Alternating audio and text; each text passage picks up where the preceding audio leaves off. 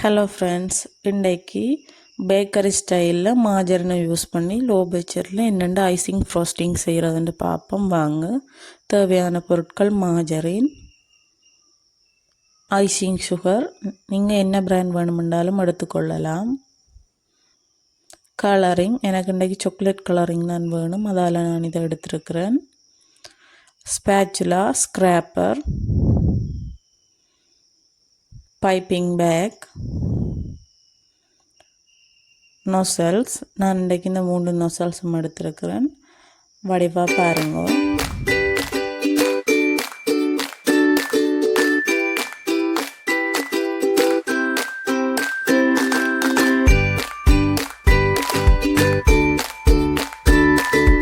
அடுத்தது அரிதட்டு ஒன்று எடுத்து வச்சுக்கொள்ளுங்க.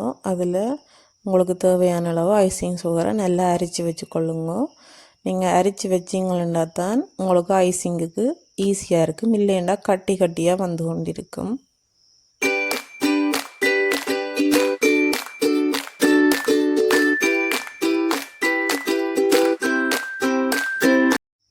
நான் இன்றைக்கு அரை கப் அளவு மாஜரின் எடுத்துருக்கிறேன். நீங்களும் அரை கப் அளவு எடுத்துக்கொள்ளுங்க. அதை நல்லா மிக்ஸ் பண்ணி கொள்ளுங்க.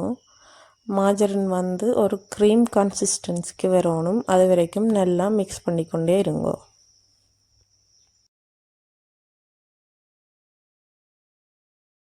இங்கே பாருங்கள், இதுதான் மாஜரின் சரியான பதம். நல்ல கட்டியான க்ரீம் கன்சிஸ்டன்சிக்கு வந்துட்டுது. இப்படி வரும் வரைக்கும் நீங்கள் மிக்ஸ் பண்ணணும். அடுத்ததாக கொஞ்சம் கொஞ்சமாக ஐசிங் சுகரை ஆட் பண்ணி நல்லா மிக்ஸ் பண்ணிக்கொண்டே இருங்க.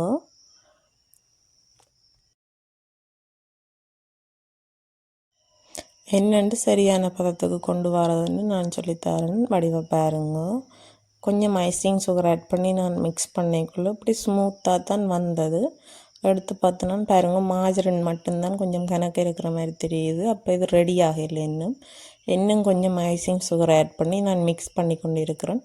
உங்களுக்கு கிழக்கைக்குள்ளேயே தெரியும் பாருங்க, கொஞ்சம் இறுக்கமாக வரும். அதுதான் வந்து சரியான கன்சிஸ்டன்சி. இப்போ அதால் கொஞ்சம் ஐசிங் சுகரை கொஞ்சம் கொஞ்சமாக ஆட் பண்ணி கலந்து கொண்டே இருங்கோ. இங்கே பாருங்கள், கொஞ்சம் இறுக்கமாக இருக்குது. இதுதான் சரியான கன்சிஸ்டன்சி. இப்படி கலந்துட்டு நீங்கள் கரண்டியால் தூக்கிட்டு கவிட்டு பிடிக்கக்குள்ளே கீழே விழக்கூடாது, கொஞ்சம் இறுக்கமாக இருக்கணும். இங்கே பாருங்கள், இப்படி இருக்கணும். இதுதான் வந்து சரியான பதம். இப்போ வந்து ஐசிங் ரெடி ஆயிட்டுது. எனக்கு தேவையான கலரிங்கை நான் இப்போ கலந்து கொள்ள போகிறேன். எனக்கு சாக்லேட் கலரிங் தான் தேவை. அதால் வந்து ஒரு ட்ராப்பாக ஆட் பண்ணி நான் கலந்து கொள்கிறேன். அப்படியே கணக்கை ஊற்றி கலக்கக்கூடாது. தேவையான அளவு கொஞ்சம் கொஞ்சமாக ஆட் பண்ணி மிக்ஸ் பண்ணி கொள்ளுங்க.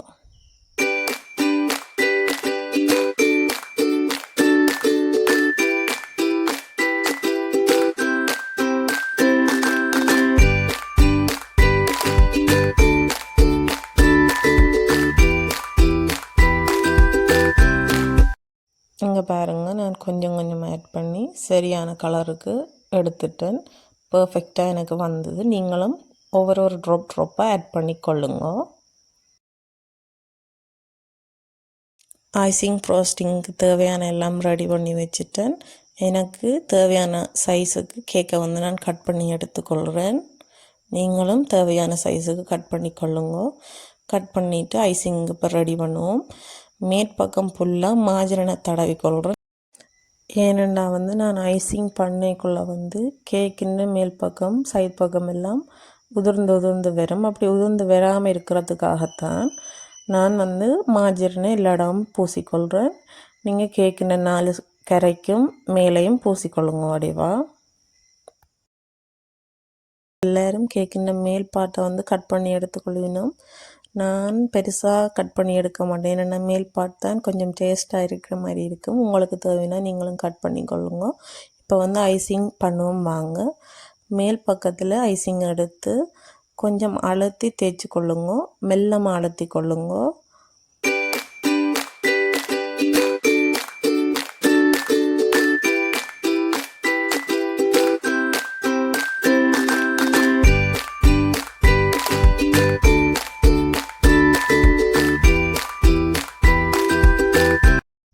மேலே ஃபுல்லாக ஐசிங் பூசியாச்சு. இப்போ 4 சைட்டுக்கும் பூசிக்கொள்ளுங்க. மெல்லமாக அழுத்தி தேய்ச்சி கொள்ளுங்க 4 சைட்டும். அடுத்ததாக ஸ்பேச்சுலாவை எடுத்து நான் ஷேப் பண்ண ஸ்டார்ட் பண்ணிக்கொள்கிறேன். 4 சைட்டும் ரோல் பண்ணி ஷேப் பண்ணிக்கொள்ளுங்க.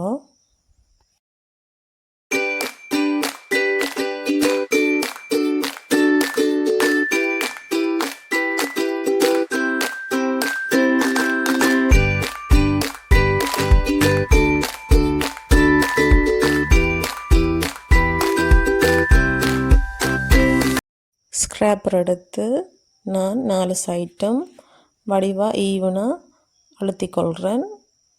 ஸ்க்ராப்பரால் அழுத்தைக்குள்ளே ஒவ்வொரு தரமும் அழுத்தி கையில் ஒரு டிஷ்யூ ஒன்று வச்சு துடைச்சி கொள்ளுங்க. துடைக்காமல் நீங்கள் அப்படியே அழுத்தினா ஈவனாக ஒரு பர்ஃபெக்டான ஷேப்பில் உங்களுக்கு கேக் கிடைக்காது.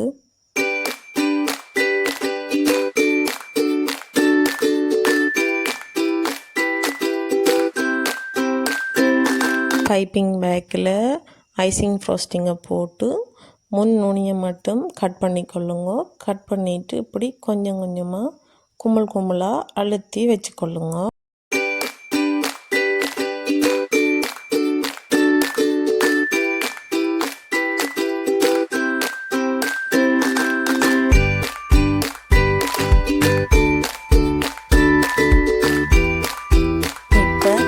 மேல் பாடில் நாங்கள் டெக்கரேஷன் செய்ய ஆரம்பிப்போம். மேலே ஃப்ளவர் நோசல் எடுத்து கொஞ்சம் வளைச்சி போட்டுக்கொள்ளுங்க. இப்படி இழுத்து ஒரு சுழி மாதிரி கொண்டு வாங்க. இது ரொம்பவே ஈஸி தான். 4 சைட்டுக்கும் இப்படி மெல்லமாக போட்டுக்கொள்ளுங்க.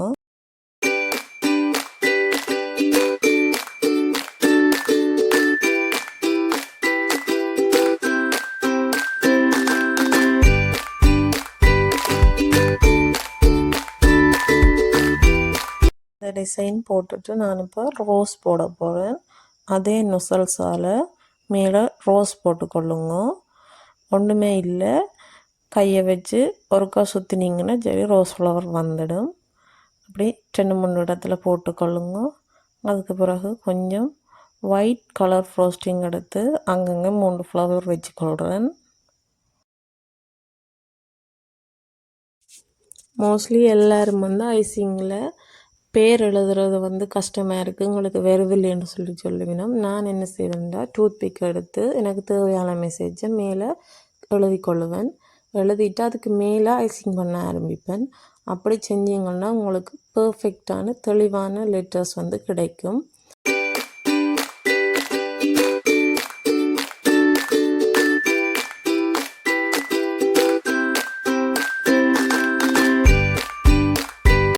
இங்கே பாருங்கள், ஃபைனலாக ஹாப்பி பர்த்டே நிவேதான்னு எழுதிட்டு ஒரு ஸ்மைலியையும் ஹார்ட்டையும் போட்டு இந்த கேக்கை ஃபினிஷ் பண்ணிட்டேன். உங்களுக்கு இந்த வீடியோ பிடிச்சிருந்தால் லைக் பண்ணுங்கள், கமெண்ட் பண்ணுங்கள், ஷேர் பண்ணுங்கள். மறக்காமல் எங்களோட சேனலை சப்ஸ்கிரைப் பண்ணுங்கள். இதே மாதிரி வேறு என்ன வீடியோ போடணும்னு சஜஸ்ட் பண்ணுங்கள்.